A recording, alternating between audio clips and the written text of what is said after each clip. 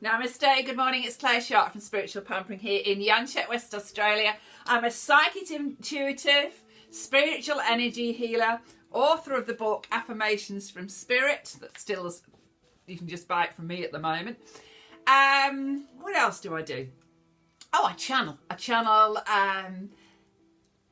Master Jesus, Saint Germain, Kuan Yin, and a group of high beings I call the One. So, and I'm just thought I'd come on because I've received a channel message this morning, 3 pages. I thought I'd share that, but I also want to talk to you about the Ascension sickness. That's what I'm terming it. I don't know what anybody else is calling it. So the Ascension sickness, feeling really dizzy, ringing ears, woof, insomnia, aches and pains, joint muscle aches and all of this. So that's what I was feeling, and I just happened to write that on my Facebook page, and I noticed that other people are feeling dizzy and all of that. So it's what I've termed Ascension sickness. So you're okay, you don't have to go running to the doctors, although I have to say I'm not a doctor person because I'm usually very healthy, but my ear was so well, I felt like it was burning, and this is the ear that I hear spirit, it comes through there, that I actually thought there was something wrong with me.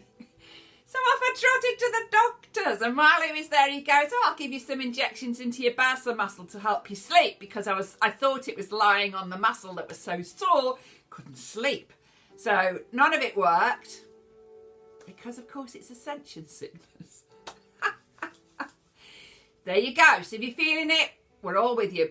The thing I must say though that I've intuitively done, which was to put a row of black tourmaline not only on my windowsill here inside but outside, and then I've got a lovely plate of black tourmaline, so it's only about that thick. I've put it under my pillow, and a nice big chunky piece at the foot of my bed, and then I've got another little row going along of because I like to work with raw, and I just happen to have raw because a guy I know used to go up north in here in West Australia and come back with black tourmaline by the ton. So he used to go around there and he used to just bang it and knock your piece off, and he'd weigh it and charge you next to nothing. So I happen to have a lot of that. So I've got it around the place and it's really good. And I know when I first moved into the house, I've got it in the 4 corners. So I like hematite, and I got told for the Ascension, it's magnetic type crystals you should be using, like lodestone, magnetite, magnetic hematite, which I tend to wear for arthritis anyway, so the rings and everything. Put a little bit of rose quartz with it to soften it, use your pinks, but don't wear black, because black it shuts you down. So what you need to do, your chakra is the word chakra, Sanskrit word for wheel, and a wheel needs to spin. Black closes that down. And so what happens over time when you wear too much black, you have disharmony. Dis-ease within the body becomes dis-ease. So we need to make sure that whatever you're using, put a bit of pale pink with it, but don't wear black. I know everybody thinks it's slimming, and that is not true. That's a false statement in itself. Ask anybody that does, not only myself, that does colour healing, but, using colours for clothes and things. I remember the girl came to a coffee morning I was running once, and she put the black next to me, and everybody went, and I'm there and I didn't know because everybody's looking at me. And apparently my face went out here. So how can black be slimming? So don't wear black. It's a really very strange thing to wear. It's not even a colour, so I can't even say that.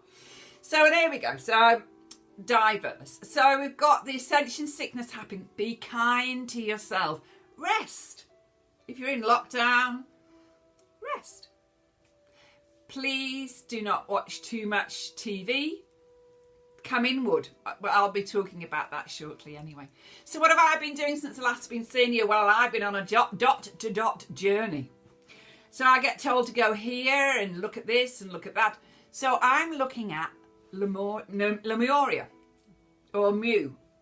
And the Pacific Ocean is now known as Hawaii. And I've been going back in the Akashic records going back to Lemurian times, and I was doing this meditation, self-meditation, so like it wasn't guided or anything, I just decided to do it myself. Well, nothing really happened in the meditation. And in that space of those whatever, how long I was there for, I thought a few things. Firstly, I thought they can't have spoken. It must have all been telepathy.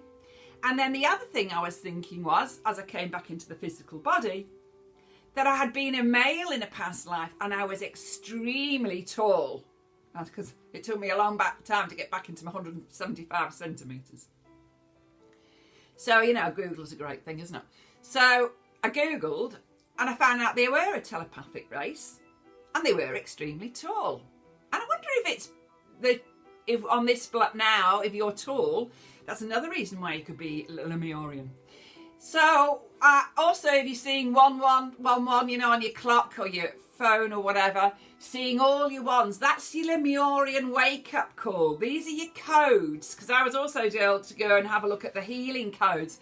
When I start looking into divine healing codes and how to use them, I find that they date back to Lemurian times. So it's a dot-to-dot thing. I get taken here, there, and it's all to do with Lemuria. And what's Lemuria got to do with all of this? It's the awakening of the crystalline grids. And because I've been doing a lot, I got told to do a lot of healing around the ley lines and the grid lines. Not that I really even knew what they were. I mean, I'd heard the words, but I didn't know what it was. I've had to do that. So 11, and it's funny, isn't it? I chose 11:11 every Sunday morning to come in here and do the with my husband the meditation for healing the planet around the grid lines and the ley lines of planet Earth. And that comes up. That's actually channeled. There's something about that in the channel reading as well. But I noticed within the channel reading that a few of the statements we'd heard before. And I think the reason why we're told again is that new people will be listening, or you've forgotten it from the last one. Or the other thing is that when I've looked back at my readings, I actually hear things that I didn't hear before. So it's like this, you need to go into the space of it, the space and time between the lines or something I'm just getting. It's moving. Space and time between the lines. Sort of like a poet, isn't it? Right, so let's begin. Channel message 10:10 a.m. this morning, Wednesday, the 29th of April, 2020. It is a time you awaken, for you agreed to come here and play your part in the Ascension at this time. You have waited many lifetimes to be here, endured so much to be here. So awaken, my friends, to the possibilities within you, and you, and you. Unite and become one consciousness, one vibration of light and love. Before you we stand, ready to do battle to bring the light into the consciousness. The awakening has begun. Your ascension is in process. Your being part of this planet is all part of the plan. So remember who you are. How say? Connect to your inner source of light and love that sits in your heart space and shines so brightly that you become the beacon of light that you are. The light of Christ conscious energy that is in you and you and you. Light up the world and vibrate as one unit, a unity of collective mind focused on peace, harmony, balance and unconditional love for all beings, human and animal kingdom alike here on planet Earth. So are you ready? Think about this for a minute. Are you ready? If so, come on a journey of self-discovery, self-enlightenment. Where are we going? We are going inward. To connect to yourselves, be at peace with yourselves, love yourselves. As you can see, this is the journey you signed up for. So put away your distractions and turn inward. Connect to your higher self. Call in your angels, elementals, fairies, divas, ascended masters, star seeds, higher beings, whomever you wish for to ask for help. Everyone is waiting. You just have to ask. It is that simple. So simple, in fact, that you can't see the answer because you look outside. Yet we say, look within. You will arrive at your destination so much quicker if you do so. You will understand once you start to trust yourselves and connect. Connect to light and love centered within the heart. Your connection to the divine, your connection to home. Embrace.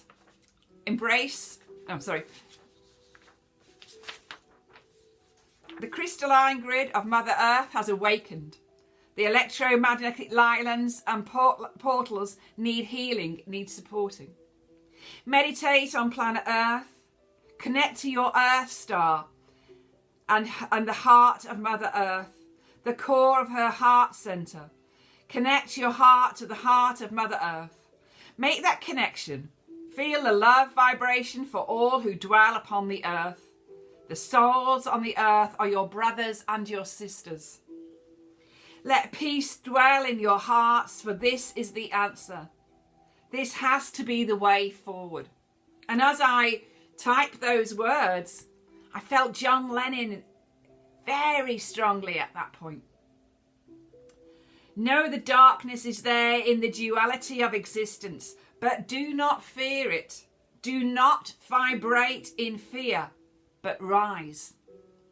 And lift your vibration into your true self, the beings of unconditional love who shine so brightly. As you evolve and become more present, more inwardly seeing, more conscious of cause and effect on your fellow human beings, then you will become less selfish, less judgmental, less critical, not only of others, but of self. For you are all one. The outcome will be a return to the Lemurian ways. Peace and harmony will rule. This is what you call utopia, paradise on earth. Embrace the journey as we begin. Come home and remember who you are. Blessings, dear one. Much love from the Great White Brotherhood, keepers of the light, the Galactic Federation of Light, and all that wish you well. And we speak as one collective group for the good of all. Channeled by myself, Claire Sharp, Spiritual Pampering, at 10:10, Wednesday the 29th of April 2020. So if you're drawn to crystals like the Lemurian starseed with the 7 points, interesting, like I've been talking to you about 47, that I keep seeing a lot. It's seven facets, 7 sides, and wrapped in 4 strands of silver.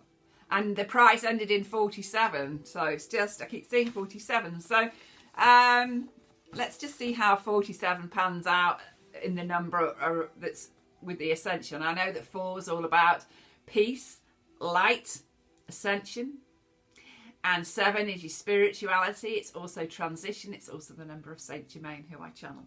So I'm also guided to look into the divine healing numbers. So the divine healing codes that were brought to the Lemurians by the Dolphins. And also I'm going to be working in Dolphin energy. And interesting, we live 300 meters from the ocean.